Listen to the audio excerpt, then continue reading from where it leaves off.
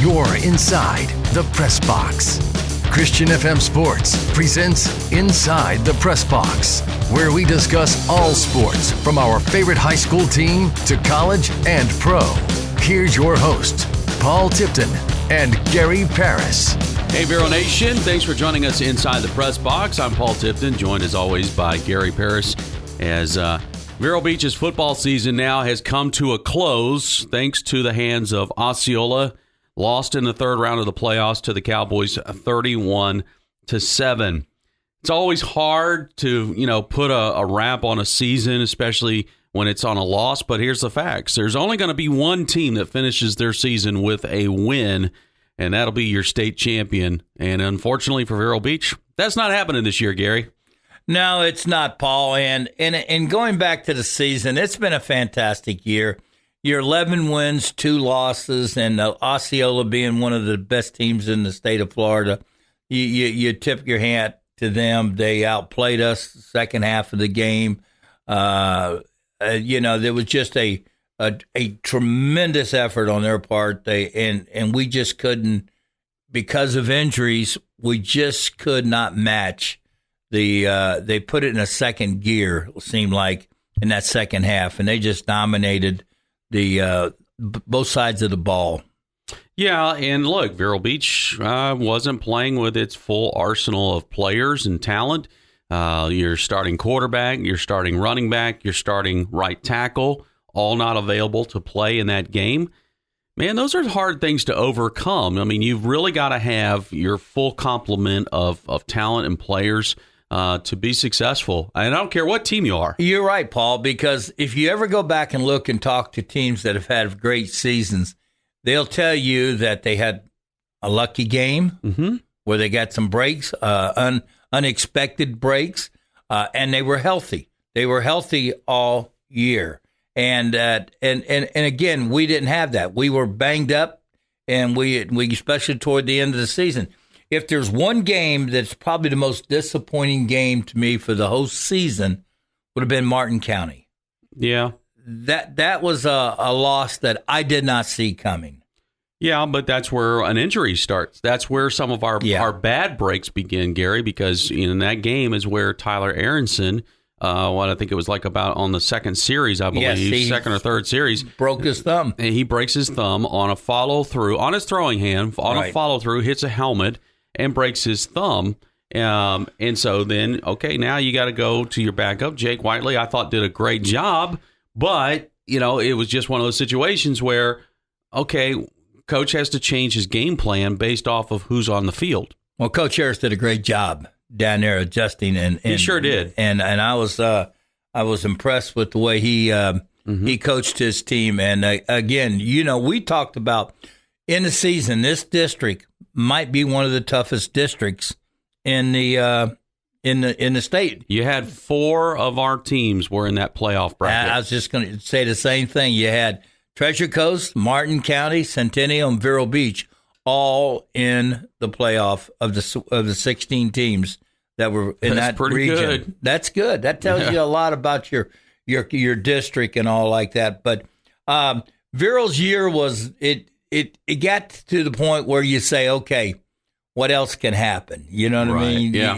really. What else is going to happen? Yeah. Then when we lost Quincy Rogers, and when you don't have your best running back out there, you go with a freshman, and then you put in you got a freshman quarterback that you're trying to develop along the way, and again, you think you can go out and you can teach and coach them, but they're still freshmen. Right. They're going to make freshman mistakes, and it won't be lack of effort. It'll be lack of experience that will hurt the freshmen because they haven't seen enough of it. Yeah, and you can go, well, Osceola has this tremendous sophomore running back. They do. And there's no doubt about that. He's a phenomenal talent. But guess what? From day one, he was the starter on that team. He got a lot of reps, not just in practice, but in the game. As a freshman. As a freshman, and now as a sophomore.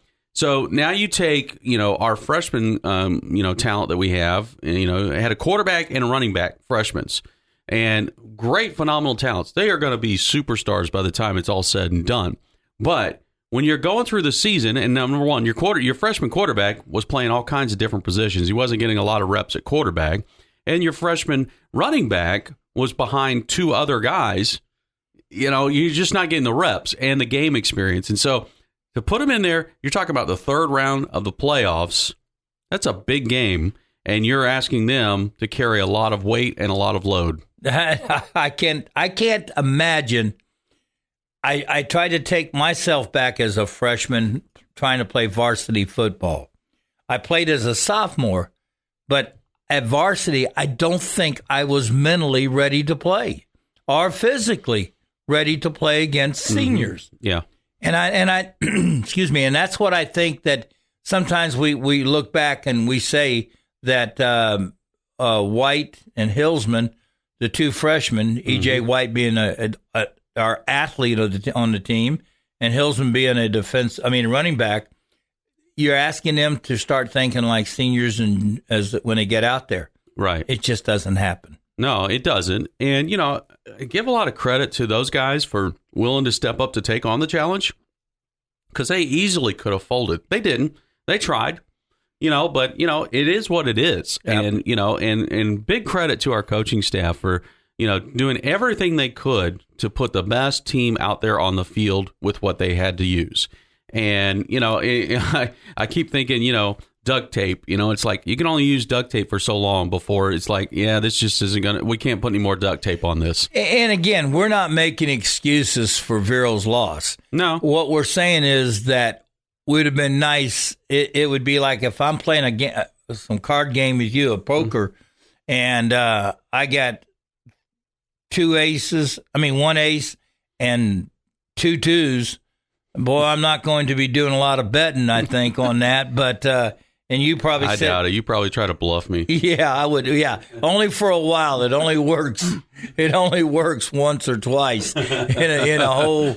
And but we didn't. We just didn't have a full deck when we went out there. And Lenny really had when we talked to him last night at on Tuesday night at the Coach's Corner at Cap's Pizza. Lenny is, I tell you what, folks, if you get a chance, listen to that. Go back and listen to what he has to say, and in that Coach's Corner, he really is. He tries to break down the game and talk about it. And we're only down 10-7 at halftime. And I'm thinking, wow, we're in this game. This is amazing. Yeah. We're right here, and we get the ball to start the second half. And I'm thinking, wow, if we could just get a series of a couple good plays, get some big plays. I mean, they were taking Vondravius Jacobs, totally trying to isolate him. Sometimes it would be they had a guy playing a man-to-man, and then they would put a box behind him like a zone and try to take the game away from him. So he wasn't going to beat them. And they knew we had our quarterback situation.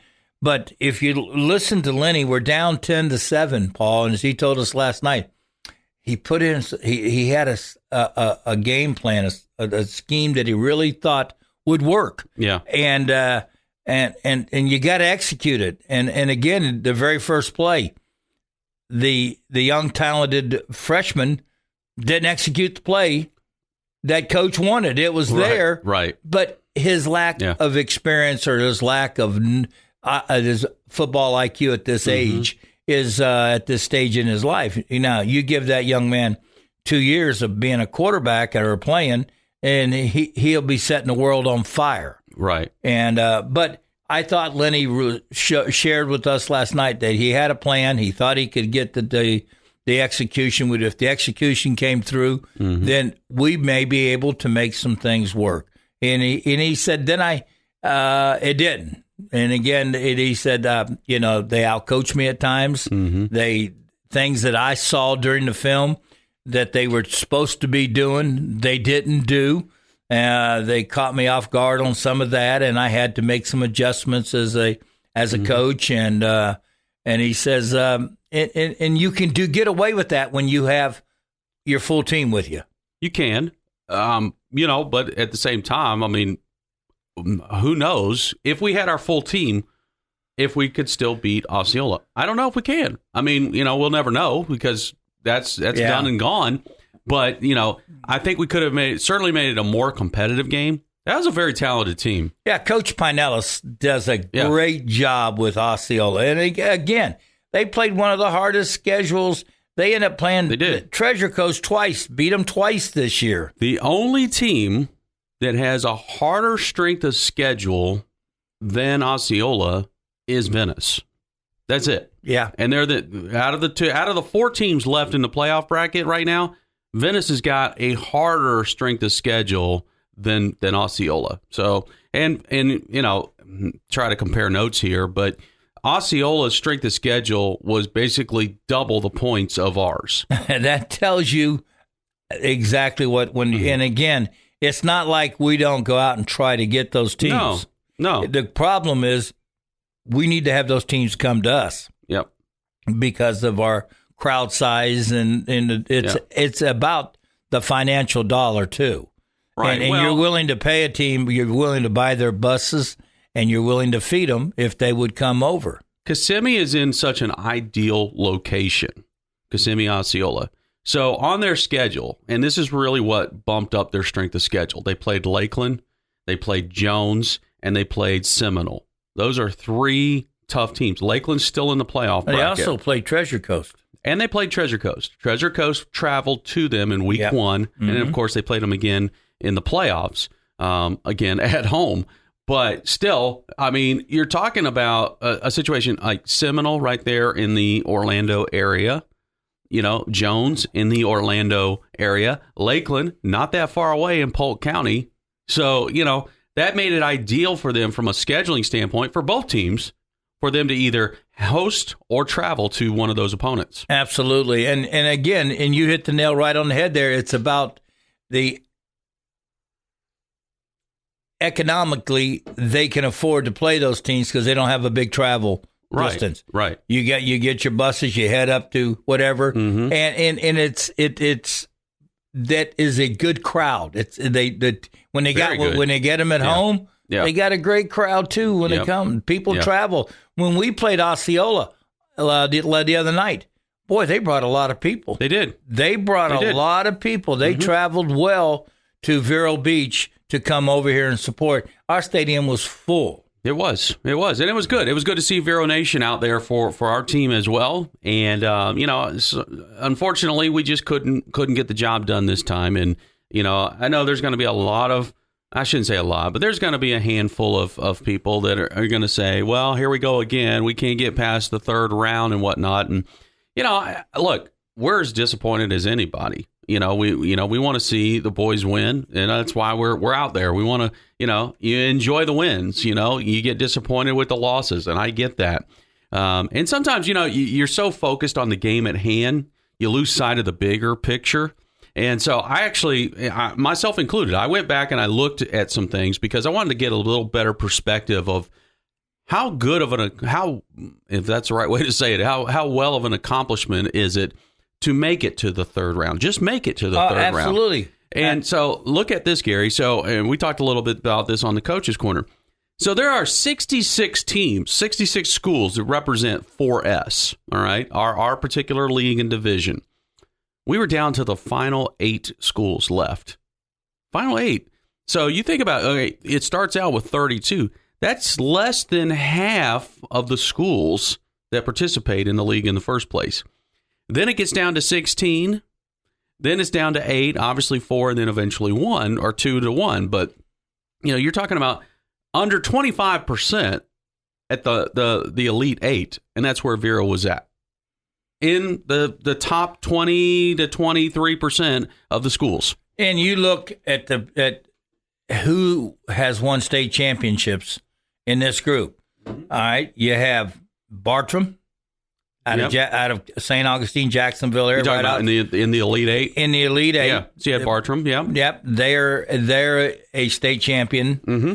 You have Osceola is a state champion. Mm-hmm. You have Lakeland is the state championship. Mm-hmm. Venice is a state championship. Yep. And Vero Beach has won a state championship years ago. Yeah. But you have the quality of programs, and those ones other than Vero in the last decade have won state championships. Right, exactly. So, yeah, the level of competition, as you would expect, it goes way up. It's not like, round one is a cupcake, but it's certainly easier. But by the time you get to the third round, I mean, you're really facing some very strong teams. And, this whole reclassification, some might have thought that, we don't have to play all those Miami schools now. So, oh, man, it should be a much easier task. No, it's really not. Yeah. In fact, it might have got a little harder because, they merged several classes from last year's classification to now. So, Lakeland was not in 8A last year. No, they were 7A. Correct. And they have been for quite a while. Yep. Now they're part of our 4S. So, I mean, that right away changes the whole dynamic about what that playoff bracket can look like. So, You're right. But it was a great season. We finished 11-2. We've got some talented kids leaving, and we got some talented kids coming back.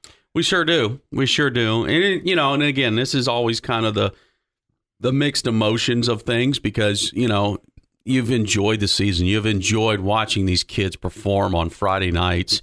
And, and some of them are moving on to some upper echelon levels, You think about Dre, he's moving on to Florida State. Keyshawn Campbell's going to Troy. You're waiting to see, okay, what's going to happen. The early signing days coming up here pretty soon. And Coach talked about it last night in our Coach's Corner. His sole focus right now is trying to see what kids he can get an opportunity to get a scholarship and go to the next level. Not necessarily thinking, oh, man, they're going to be phenomenal stars somewhere. He just wants to see them get an education and get it paid for. He does an outstanding job as one of the best I've ever seen at Vero Beach, helping kids go to the next level if they want to play. Yeah, so, I mean, again, it's bittersweet because, watching Bucky Rojas as an example, led the team with tackles, 108 tackles. What a phenomenal talent he is, and I just wish him the best of luck. Kesney Brown, playing up there on that defensive line, was just a phenomenal talent. On that offensive line, you had Batchelor, you had your grandson, Paul Paris, Dalton Jordan. Those guys, are moving on, and they're fun guys and kids to be around. We are so fortunate because we get to go out to practices and get a chance to hang with these guys and get to know them a little bit. And man, that's what you miss more than anything is like, next year they're going to be off on their own walk of life now. Well, you and Matt are very fortunate to be able to get to interview these young men. You do a pregame show. In our pregame, you had the player of the week, and you'll go out and you get a chance to meet these seniors or juniors, and you get a chance personally to dig deep into their lives. And then our postgame show, we recognized defense and offensive players of the game, and we get a chance to find out a little bit about them and recognition. This program of ours here at Vero Beach High School does an outstanding job of promoting fighting Indian football, but more than anything, promoting our young people. Mm-hmm. We do an outstanding job of making them feel they're a part of our program, and because of them, that's why we have this program. Yeah, well said, Gary, and it's why it's so hard when you get to the end of the season, because you wanted to keep going. You really do. You enjoy these young men, and the fact that they just have a lot of them have such awesome personalities, and you just want to you kind of build a friendship, and you just wanted to keep going. Yeah, Kesney Brown was one of my favorites. Oh, I love him. And he kind of reminds me of the dancing bear. You know what I mean? He'd make a sack or a big tackle for a loss. He'd get up and do a little dance and I kept thinking they were going to throw a flag on him, but they let him dance. He wasn't pointing a finger. He'd get up and just and his personality, his smile was electrifying. It was the teammates loved him And the coaches liked being around him because he worked hard. Yeah. He played hard. He played hard, and man, he held his fellow teammates to the same standard. Absolutely. Yeah. Bucky was the quiet giant of the team. Mm-hmm.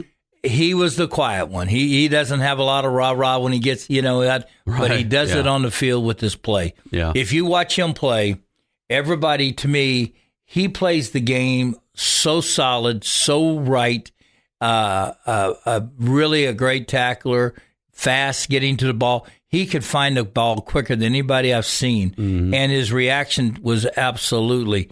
He was kind of like one of those spiritual leaders on that team.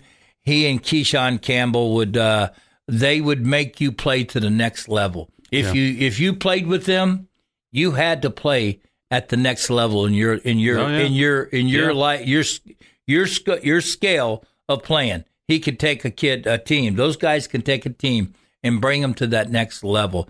That's how much fun they had out there. And Bill Mata did such a great job getting, and these kids bought into it. They did. This is their first year under his scheme, and they bought into it. They believed in him. He believed in them, and it made a big difference with the way they played out there defensively. Future's bright, as Gary said, because there's a lot of underclassmen that got a lot of playing time this year, and they're going to be back. And who knows what other stars that we haven't seen yet, they're going to show up for practices over the next several months as we work our way towards spring practice in May. And that's always kind of fun to get the first sneak peek of what our future team can look like. So wish the best for all of our senior class, and we want to just thank all of you for joining us each and every week. And we'll try to figure out how we're going to keep these podcasts going. It gets challenging through this time of year. Maybe we'll talk a little bit about some of the recruiting stuff and what's on the horizon, those kind of things. And who knows? Maybe we'll talk about Gary's team, the Seminoles, if we have to. But we'll figure it out. Well, we may be talking about UCF too. Maybe. They're good. It's true. That is true. Florida State is good, and Gators are okay. And there's another. We don't have to walk down the basement. The upside down U. Yeah, upside down, turned around, and really backwards right now. Yeah, so we'll see what's going to happen with that as well. But we really do appreciate all of you, Vero Nation, joining with us and supporting us how you do, and look forward to the future days here with some other things coming up on the horizon here. So, as always, appreciate you. Merry Christmas, by the way, and wish you the best as we work our way into 2023. It's going to be good. As always, go Indians.